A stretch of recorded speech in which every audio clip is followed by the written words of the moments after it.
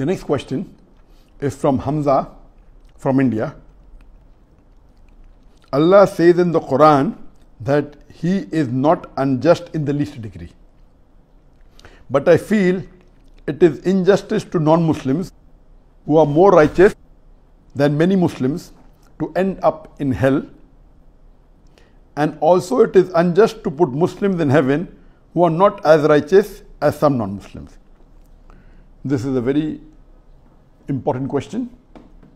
Brother Hamza has asked that Allah subhanahu wa ta'ala is not unjust in the least degree, and it is unjust to put non-Muslims who are more righteous into the hell, and unjust for the Muslims who are not righteous to put in heaven.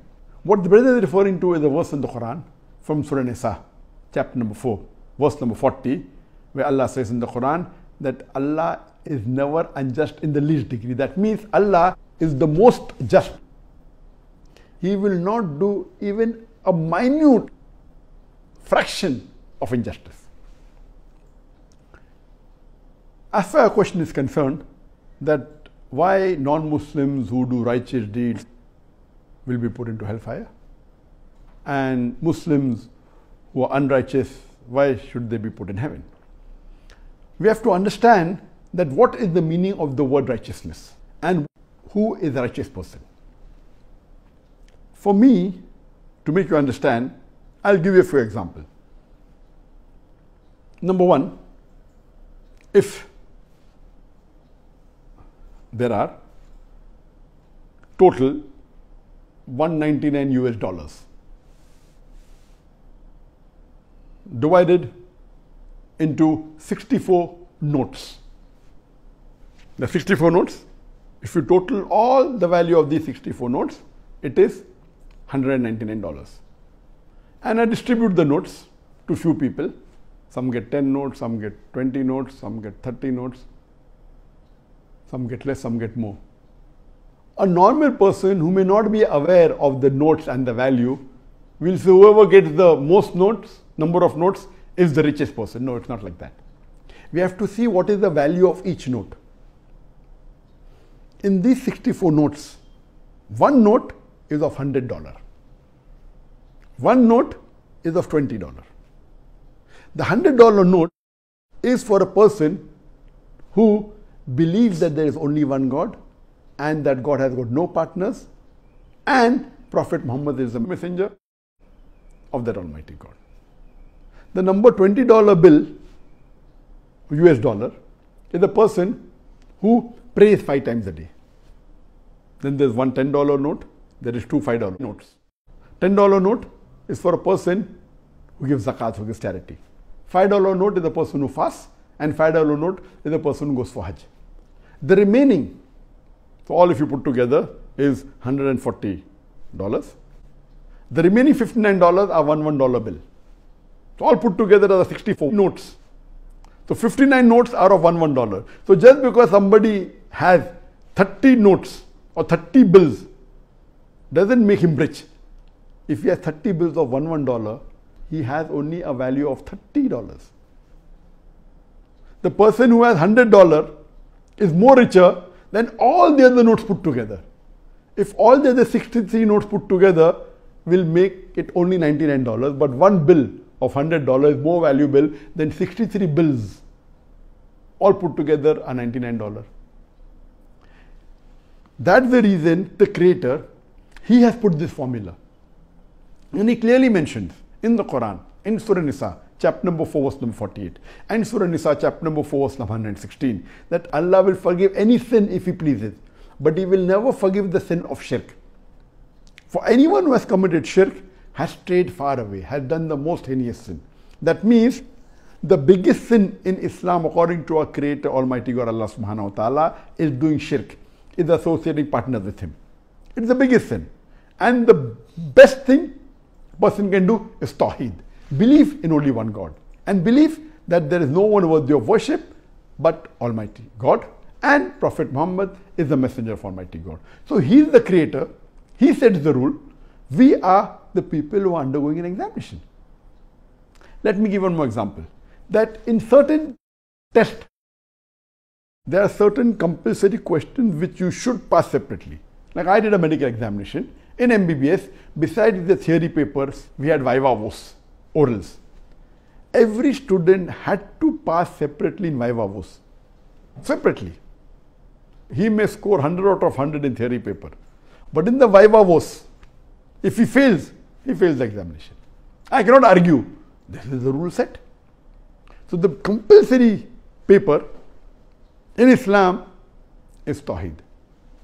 You should believe in one God and worship Him alone and no one else. And the first pillar that I bear witness that there is no God but Allah and Prophet Muhammad is the messenger of Allah is compulsory. If you fail in this, you fail in the test. You may get as many other marks in the other questions. This is number one. And let me give you a third example. That if there is a question paper, the total marks of all the answers in the question paper, it totals to 1000 marks. One question is compulsory, most important, which carries 501 marks. And the minimum passing marks, the minimum passing for this paper is 501. If you get anything less than 501 out of 1000, that means you have to get more than 50% marks.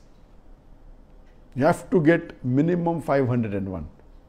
If you get anything less than 501 out of 1000, you fail the examination. That means this one main question, which is compulsory, it is Tawheed. It is the first pillar of Islam, that there is no one worthy of worship except Almighty God, and Prophet Muhammad is the messenger of Almighty God. This is number one, which carries 501 marks. Then number two is Salah, maybe carrying 100 marks. Then would be giving charity zakat, maybe 50 marks. Then fasting in the month of Ramadan, that may be 20 marks. Then going for Hajj, that may be the 10 marks. Another maybe hundreds of more questions, 2 marks, 1 mark, 3 marks, 1 mark. But if you get 0 marks in the major question of Tawheed, of the first pillar of Islam, you fail the examination. So this is a test for the hereafter. Allah says in the Quran in Surah Mulk chapter number 67 verse number 2, Alladhi khalaqal mawta wal hayata. It's Allah who has created death and life to test which of you is good in deeds. So Allah subhanahu wa ta'ala has sent us in this world as a test for the hereafter. And the rules and regulations have been laid down in the Quran, in His last and final revelation. He kept on sending revelations. The moment it got corrupted, He sent a new revelation. He sent a new messenger. The moment it again got corrupted, He sent a new message and a new revelation. There were many revelations sent on the face of the earth. By knowing, we know only 4. Torah, Zabur, Injil and the Quran. And the last and final revelation is the glorious Quran. And the last and final messenger is Prophet Muhammad, peace be upon him. So, you may be thinking, this non-Muslim, he is very honest. Okay, what is the marks for honesty? Okay, maybe 5 marks. Out of 1000 marks, 5 marks. He is very charitable. Okay, maybe 10 marks. He is very kind. 10 marks. But out of 1000 marks, these 5 marks, 10 marks, 5 marks, 10 marks, 2 marks, 1 mark will not make him pass the examination. You may be thinking, okay, he's doing 10 good deeds or 20 good deeds. But if that one person who has the $100 bill, who passes in the viva voce, the compulsory question, the one who gets full marks in Tawheed, he is the person who is sure to pass. The best would be a Muslim who believes in Tawheed, offers Salah, and also gives charity zakat, also fast, does the Hajj, is good to the neighbors, loves people, is honest, who does not bribe, does not have alcohol, does not gamble, who helps others, helps the neighbors, loves his parents, and so on and so. He's the best. Maybe he'll get 90% marks. Maybe he'll get more than 900 out of 1000. There may be other Muslims who may not be honest, but yet believe in Tawheed. But because they believe in Tawheed, they've got the $100 bill. They have passed in the viva voce. They have got 501 marks already in that one compulsory important question. So logically, who would be higher in the examination. A person who's got 501 marks or a person who's got 5 marks maybe 10 times, 50 marks, 100 marks, 200 marks. So what you have to understand, we have to understand what is righteousness. And Allah says in the Quran in Surah Hujurat chapter number 49 verse number 13, Ya ayyuhan nasu inna khalaqnakum min zakarin wa unsa wa jalnakum shu'uban wa qaba'ila lita'arafu inna akramakum indallahi atqakum innallaha alimun khabir. O humankind, we have created you from a single pair of male and female and have divided you into nations and tribes so that you may recognize each other, not that you may despise each other. And the most honored in the sight of Allah is the person who has taqwa. The criteria for judgment in the sight of Allah subhanahu wa ta'ala, it's not sex, it's not wealth, it's not color, it's not race, it is not gender, it is taqwa, it is righteousness, it is God consciousness, it is piety. So as you rightly said, who is righteous? Imagine our Creator, Almighty God, who has given us this life, who's given us the clothing, the food, food besides the point.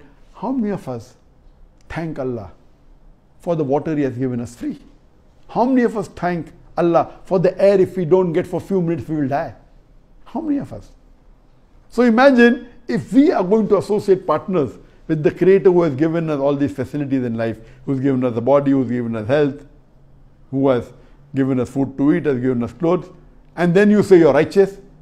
The biggest sin you can do is associate partners with Him. You worship somebody else besides the Creator. So what you have to understand, what is righteousness, is very important. You have to understand that very clearly. So if you understand this, what is righteousness, you will come to know and you will realize that who should get more marks. So if you know this, then inshallah you will never object to the justice of Allah subhanahu wa ta'ala. Hope that answers the question.